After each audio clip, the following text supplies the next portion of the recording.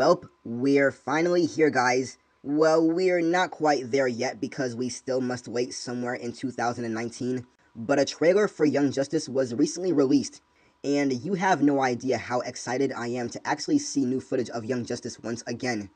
After being cancelled by some idiotic network 5 years ago, it makes me happy to know that I'm going to be watching Young Justice once again. But before I get to the trailer, let me talk about another trailer of a show that will also be coming to the DC Universe. Titans. I'm gonna be honest here, guys, that trailer was complete and utter trash. Everything from the ugly costume design of Starfire, how the characters are written to do things out of character, like Dick Grayson's Robin brutally beating up bad guys and throwing F-bombs, is not so Dick Grayson, and seems more of what Jason Todd would do. And the dark and edgy tone the show is going for is completely unnecessary. Seems like DC and Warner Brothers never learned. Copying off of what Zack Snyder is doing with the DC Cinematic Universe is a big mistake. Not a good way to kick off your streaming service, just saying. But getting back to Young Justice, there is so much crossing and double crossing going on, along with a lot of emotional twist and general intrigue. Not to mention the ridiculous number of villains, which features the fan favorite heroes and new characters, will have to face and take on the darling new adventure.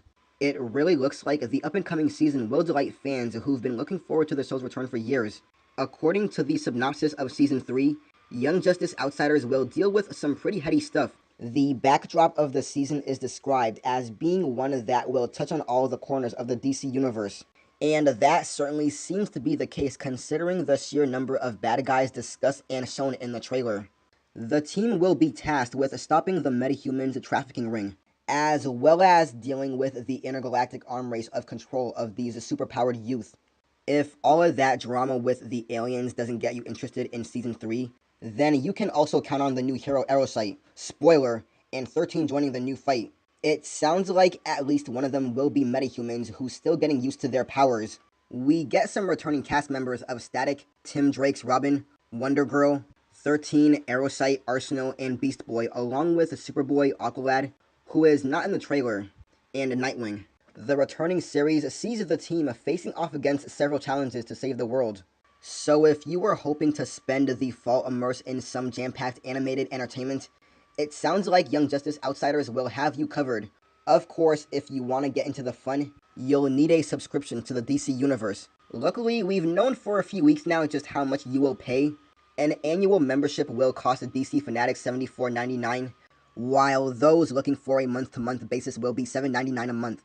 And those seem like reasonable prices. So far, we don't have a release date yet for the show, which was a bit disappointing, but hopefully Greg Weisman can have it done by early 2019. Well guys, what do you think? Are you excited about Young Justice coming back?